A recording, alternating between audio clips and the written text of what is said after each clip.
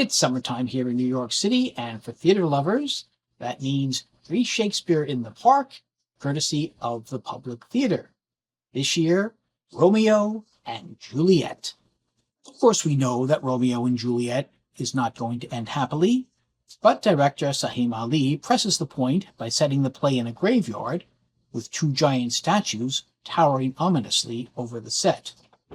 Ali finally gives the two families something to fight over. A war. The Montagues wanted to fund it, the Capulets wanted to stay. Although the show is still set in Verona, Maruti Evans' set design and Ona Bote's costumes invoke a more Mexican feel, which may explain why the characters, especially the title ones, sometimes switch from English to Spanish in the middle of a line. This device was tried years ago in a revival of West Side Story. It didn't work then, and it doesn't work now.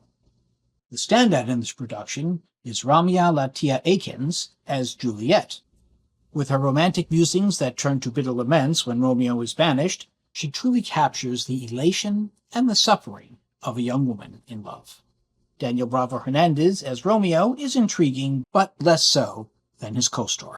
As Juliet's father, Glenn Fleshler potently runs the gamut from strict disciplinarian to elated parent when he thinks Juliet has consented to an arranged marriage, to father in mourning when he believes Juliet is dead. Another standout in this production is Francis Drew as Friar Lawrence, a role that is completely different from his Tony Award-winning turn in Yellowface, but one that he puts his unique spin on. He even gets to sing. Then there is Ariane Kassim as a menacing Tybalt, who looks like he just walked off the set of West Side Story, and Deirdre O'Connell, who reminds us what a great role Juliet's nurse can be in the right hands. For the most part, I enjoyed Sahim Ali's staging, even if I was put off by the Spanish inserts.